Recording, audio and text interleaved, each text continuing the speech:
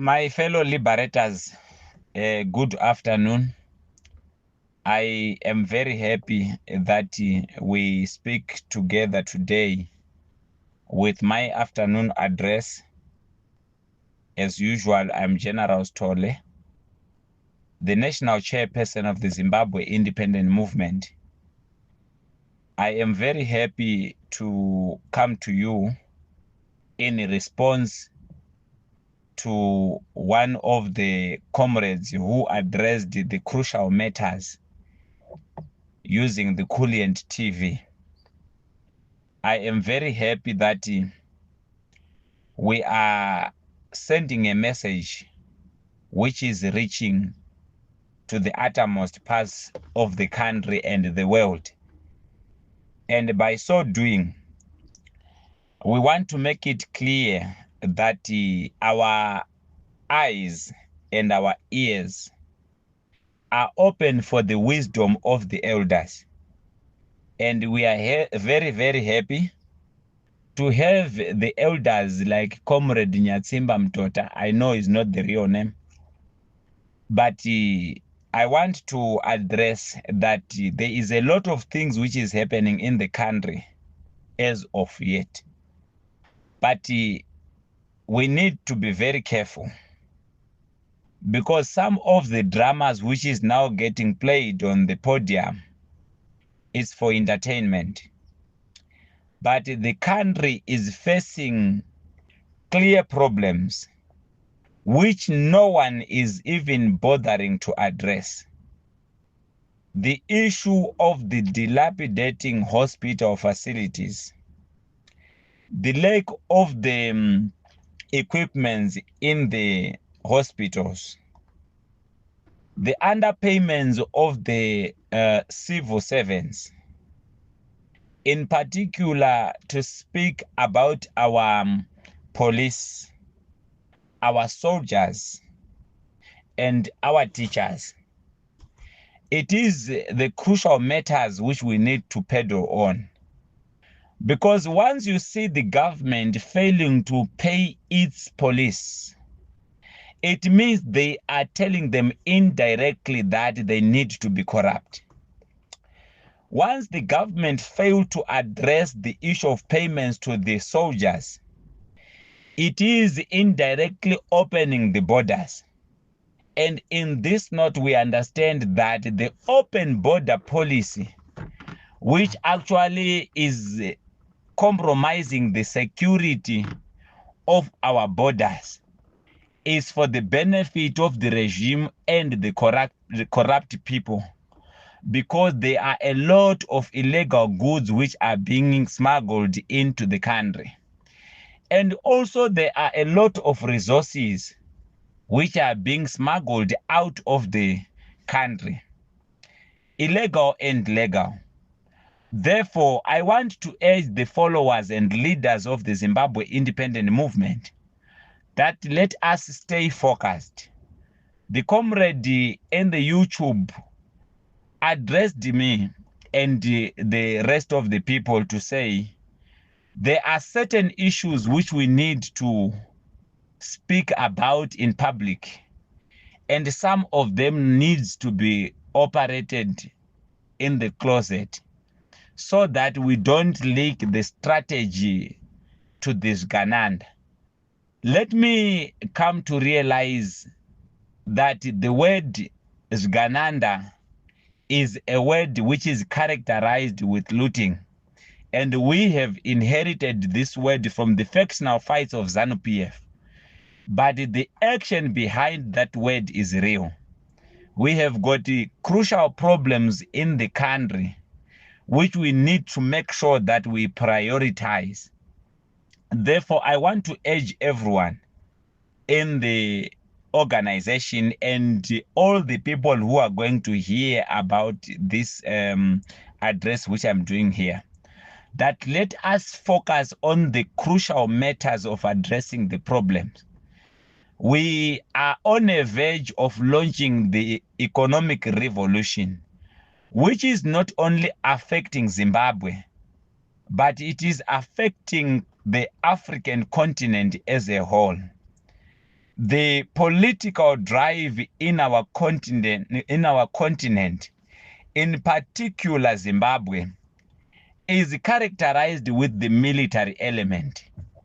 And we have addressed this even last time to say the problem which we are having now is that we have got the people who are so hungry for power. Therefore, whatever regime is in power, they are desperate to defend power instead of defending the future.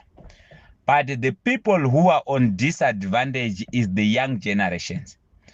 But let me come to tell you something very important. Every existing generation is setting a precedence to another generation. The generation of the liberation war fighters, they have fought this war to set a precedence of liberation and freedom to us. But it is not complete, as we know that we have got a liberty and freedom in terms of speaking, in terms of expression. Yet in Zimbabwe, it is also compromised. But there is the other aspect of freedom, which we don't have, the economic freedom, which was also a consequence of the hijack of the revolution by the nationalists during the War of Liberation. And by so doing, instead of having the government which is there to serve and balance the distribution of the resources to the people of Zimbabwe or the people of a particular country, things are not like that, because the system in place does not allow them. And this is the war which we need to wage. We are not fighting against a person. We are fighting against the system. ZANU-PF is a system. ZANU-PF is a cult which inherited the system which marginalize and displace our people. That is why they are weaponizing the land to garner the votes in the use of the chiefs. A person is forced to vote ZANU-PF simply because he is going to be chased away from the village. I can tell you that people can't afford 3 meals a day. A father who is not in the squad of them who are doing corruption can never afford to pay school fees in time. These are the problems which we are having. The large amount of money is found in the people's home instead of the banks. It takes a minimum of 6 hours in line for an elderly person to get $30. But it only takes a moment for an individual who has just danced on a rally to get more than 250,000 in cash. But this is the system which is allowing this. When you are having a failing system in the country, you must know that that country will be having the massive social imbalance. That is why we have parents who cannot afford to buy shoes for the children who are learning in the school, which cannot afford to give textbooks. But we have got someone who can deliver the cars to each and every individual in the country. This is the social imbalance, a result of a failing system.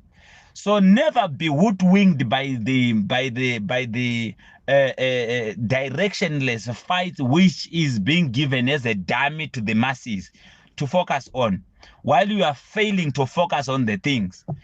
Our people are failing to afford a meal, but we want to effect an economic revolution which is going to, number one, allow a father to afford at least 3 meals a day which are decent, at least which is going to allow every citizen to have a shelter and a place to call a home. We are going to effect a revolution which is going to allow every child to at least access a basic education. I am speaking of a revolution which is going to bring about a decent health facility with equipments which is ready to serve our people. This is what we are talking about. We are going to bring about a revolution which is going to guard jealously the development of the country. At least our people to manage to travel using decent transport on a decent road. This is what we are talking about. Therefore, let us overlook all these other issues which are being brought. I am very happy with the comrade Nyatsemba Mtota, with what he has addressed. We always learn wisdom into such people. But let us not forget, my people, that the revolution as it was hijacked, we have got people in power, but being the custodians of the policies which is guarding the interest of the monopoly capital. We are not going to use white monopoly because now we have got the black monopoly capital, which is actually the second layer of the looting loop, which is empowering the external force interest. Today, our people cannot even access what they need, but the people can just do what they want. This is what we need to bring to an end. We are bringing this thing to an end using the economic revolution, and we are not going to do it in a way which they think. I want to call upon every Zimbabwean, especially the young generation. There is no country which can go forward when there is a massive brain drain. The reason why our people are saying there is no problem in Zimbabwe, it is because they don't have the vision of the future. One of the first problems they had to pick up if they were patriotic was the massive brain drain in the country, where our country is having every energetic child going to contribute to other countries' economy. This is smart colonization.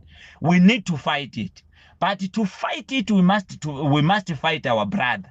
We believe that a gun pointed to a brother is a betrayal. But I can tell you the very same people who are blocking the progress are the employees of that white man who was sitting on the throne, giving a disadvantage to the black person, large sums of money being empowered to the people. But this is a smart colonization, and we want to bring things to an end. So I want to urge our youth that let us keep on listening to the command which is being given as wisdom by the elders. But I want to tell you, we didn't think that there is a need to come with a militant formation, and this is not what we are looking to do. But as we understand, a revolution has never been easy. We are on a democratic fight, but the democracy, the will of the people is being suppressed. But what we are calling here is that let us keep on pushing, communicating the alternative policies, which is going to address the issues which is affecting our people. So let us understand that any person who is advocating for the policy which marginalize our people is an enemy to the people. So we are calling all the people that let us acquire knowledge, because one of the weapons which were used is to deprive us of the information which is crucial. We can never do anything if we rely on the economic power which is in the hands of the foreigners, and having our brothers being used as the front players of looting and getting self-empowered in a small group. We are coming against this system, and this is what we say. Thank you so much.